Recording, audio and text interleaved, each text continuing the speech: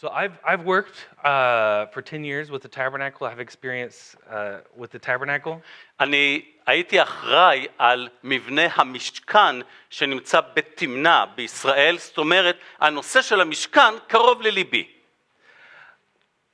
This week I've learned so many new things. I won't have time to share everything that I learned this week. והשבוע שקראתי על המשכן, למדתי כל כך הרבה דברים, אני לא יודע אם יהיה לי את האפשרות ללמד את הכל. God's word continues to bear fruit in our lives. אלוהים עדיין ממשיך לשאת פרי בחיים שלנו. I am so excited for his word. אני כל כך מתרגש על דברו. So this week we're talking about פרשת ויקרא. The portion of the week is ויקהל. ויקהל, כן? It's from Exodus 35 until Exodus 38 verse 20. סליחה.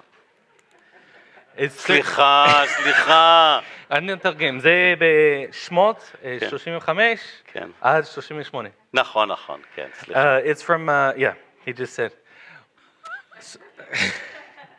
Okay. We're a team, we can do this. Absolutely, זה בסדר. על הבמה זה כמו זוג נשוי, עושים את כל הטעויות של זוגות, זה בסדר.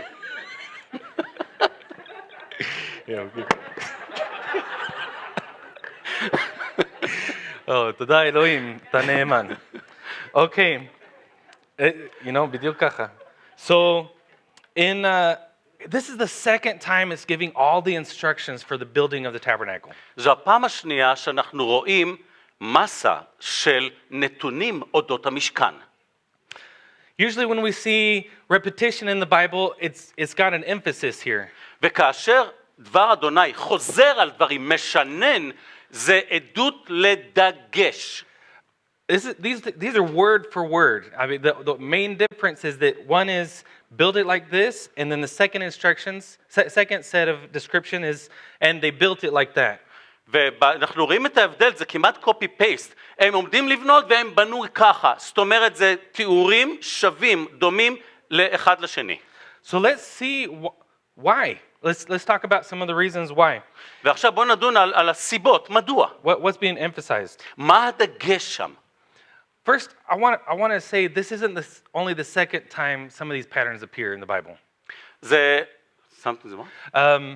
There's more patterns like this. אוקיי, יש כמובן בתנ"ך עוד הרבה דוגמאות של תבניות. One of the types is in Eden. ואחד מהדוגמאות הם בעדן, כן, בבראשית פרק א' וב'. In the Garden of Eden, the entrance is towards the east. It's being guarded by cherubim. Anyway, we'll talk a little bit more. ומה שרוצה לומר זה, תראו את המבנה של עדן, איפה שאלוהים היה.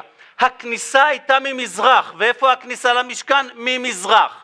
מה קרה בעדן כאשר סולקו אדם וחווה? המלאכים עמדו שם עם החרבות. מה יש לנו פה במשכן? אין כניסה לכולם לקודש הקודשים. אתם רואים את התבנית. It's better than I said it. Now, you speak with clues. I give them the Gerber food. So, there's more examples. I mean, there's some hints in the Ark of Noah's Ark. There's some hints in the Mount Sinai. But what's common to all these things is that God designed this pattern. יש עוד דוגמאות של תבניות, גם בין התיבה לבין הר סיני וכן הלאה, אבל מה המשותף להם? אלוהים עומד מאחורי התבניות, אלוהים מייצר אותם ומגיש אותם. God wants a relationship with us. ובתכלס, אלוהים רוצה את הקשר עמנו. In Exodus 25:8 it says, the purpose of this tabernacle is so that I may dwell among them. המטרה של בניית המשכן, הוא אומר, ועשו לי מקדש ושכנתי בתוכם. המטרה, ושכנתי בתוכם. So, but he gave us the instructions on how to do this. We approach God on his terms. אלוהים נתן לנו את התפריט, איך לעשות את זה, איך לבנות את זה. אנחנו ניגשים לאלוהים על פי הכללים שלו, לא על פי הכללים שלנו. He provides the way for us to approach him, to worship him. הוא נותן לנו את הדרך להשתחוות לו, לפנות אליו, להגיע אליו. We'll touch more on this topic that he's provided a way for us to worship him, and man must approach God exactly as he says. ואנחנו עוד נדון על זה, שהאנשים יכולים להגיע לאלוהים רק על פי הכללים שאלוהים התווה. Another thing that we see in the repetition is the care that Israel took to follow these instructions. דבר נוסף שאנחנו רואים עם כל הפירוט העשיר, את המפרט הזה, את הפרטים הקטנים, כל פרט קטן יש לו חשיבות למבנה הגדול.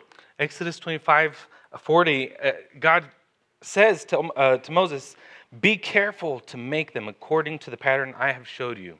הוא אומר לו, וראה ועשה בתבניתם אשר אתה מראה בהר. שמות פרק 25 פסוק 40, תעשה בדיוק לפי הפורמט שנתתי. I want to give you a little bit of the context of where the people were at when they started following these rules in Exodus 35. ואני רוצה לתת לכם קצת הקשר. מה ההקשר של הדבר הזה? איפה העם היה כאשר הם קיבלו את ההנחיות הללו? They were experiencing brokenness. הם חוו שבר. In Exodus, in the couple chapters before, they had rebelled against God. שני פרקים לפני כן הם מרדו באלוהים. You see, the consequences of the calf was in sin. The consequences of the sin was, first we'll see God's response was Exodus 32:10 was death. Now, leave me alone. He's telling Moses while he's still on the mountain, leave me alone so that my anger can burn against them and I can destroy them. שימו לב מה היה הרקע, מעשה עגל הזהב. בעקבות זאת, אלוהים אומר למשה, תניח לי, אני עומד להרוג את כולם. זה היה הרקע. אחרי האירוע הזה אנחנו דנים בבניית המשכן. Moses approached God and God listened. And in the second stage, God said, well, I'm going to clear the territory of Israel, but I will not go with you. In Exodus 33:3, it says, I will not go up with you, you stiff-necked people, otherwise I might destroy you on the way. Exodus 33:3. וכאשר משה פונה לאלוהים, תראו מה אלוהים אומר למשה בפרק 33 פסוק 3, אל ארץ זבת חלב ודבש, כי לא אעלה בקרבך, כי המקשה עורף אתה פן אכלך בדרך. זאת אומרת, קדושת אלוהים הייתה מחלה את העם אם הוא היה איתם. Now, they just had the sentence of death. הנה אנחנו רואים, אלוהים קבע, גזר עליהם גזר דין מוות. God has already listened to Moses' prayer. ואלוהים מקשיב לתחינתו של משה. Moses turns to him once more and says, if you will not go with me, we can't go. As Exodus 33:14, God responds. And 13 is when Moses talks, and 14 God responds, my presence will go with you, and I will give you rest. ובאמת אנחנו רואים שמשה אומר לאלוהים, אם אתה לא עולה איתנו, אני לא רוצה את התפקיד הזה, להנהיג את העם. ומה אלוהים עונה לו ב-33:14? ויאמר, פניי ילכו והניחותי לך. הפנים של אלוהים ילכו לפני העם. They deserve destruction. מגיע לעם השמדה. Sin deserves destruction. חטא מוביל למוות. Anything else is grace. וכל מה שניתן חוץ ממוות הוא חסד. Exodus 33:14 was good news for the people of Israel. שמות 33:14 היו חדשות נפלאות לעם ישראל. פניי ילכו והניחותי לך. This is grace. זה חסד. Now, there is such a thing in 2 Corinthians 7:10. It talks about godly grief. It says godly grief produces a repentance that leads to salvation without regret. בשנייה לקורינתים פרק 7 פסוק 10, כן. הן העצב שהוא כרצון אלוהים מעורר לתשובה אשר תוצאתה ישועה, ועל עצב כזה אין להצטער, אבל העצב כדרך העולם גורם מוות. Godly grief produces repentance. You see, I'm grateful for this story because it demonstrates to me God's grace. אני כל כך מודה לאלוהים על הסיפור הזה, כי זה מוכיח לי את חסדו של אלוהים. The brokenness that this created allowed them to see a depth to God they had not seen before.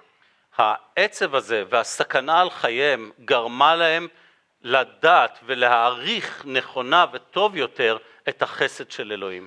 So, while some people may have responded in guilt, when I read in the invitation to participate and build the tabernacle, this is out of joy of response to God's grace. ולכן כאשר אנחנו רואים פה בפרשת השבוע, הקריאה, הדלת פתוחה לכולם, מי שרוצה ידבנו ליבו, יבוא ויתרום וישתתף. רבותיי, העם היה צריך לקפוץ לשמיים משמחה, במקום לחטוף מכה בראש ולמות, בואו אליי ונעבוד ביחד. I'll go ahead and say one other thing. As we tell this story, Moses is approaching God and says, "Please teach me your ways, and I will know you, so that I might find favor with you." Exodus 33:13. אנחנו רואים מה אמר משה, תראו מה משה אומר, בפרק 33 פסוק 13 בספר שמות, ועתה אם נא מצאתי חן בעיניך, הודיעני נא את דרכיך ואדעך, למען אמצא חן בעיניך, וראה כי עמך הגוי הזה. This goes back to that man must approach God exactly as he says. אנשים חייבים לפנות לאלוהים על פי הכללים של אלוהים. Now, I mentioned before the patterns of the tabernacle. Is that ציינתי מקודם את התבנית של המקדש, של המשכן. we see that he provided a way for us to approach him. למעשה בתבנית הזו, במשכן, אלוהים מעניק לנו דרך להגיע אליו. He wants to have a relationship with us. הוא רוצה שיהיה לנו קשר עמו. He dwelt among the people of Israel in the center. הוא שכן במרכז עם ישראל. I'm going to give you another pattern for the tabernacle. אני אתן לכם עוד תבנית למשכן. In John 1 verse 14. ביוחנן פרק א' פסוק 14. יוחנן א' 14. And the word became flesh. And remember what we said, the tabernacle, the purpose is that I may dwell among them. And that was in Exodus 25. Now we're in John 1:14. The word became flesh and dwelt among us. והנה כתוב לנו ביוחנן, בצורת יוחנן 1:14, הדבר, כוונה ישוע, נהיה בשר ושכן בתוכנו, ואנחנו ראינו את כבודו, כבוד בן יחיד מלפני אביו, מלא חסד ואמת. God provided a way.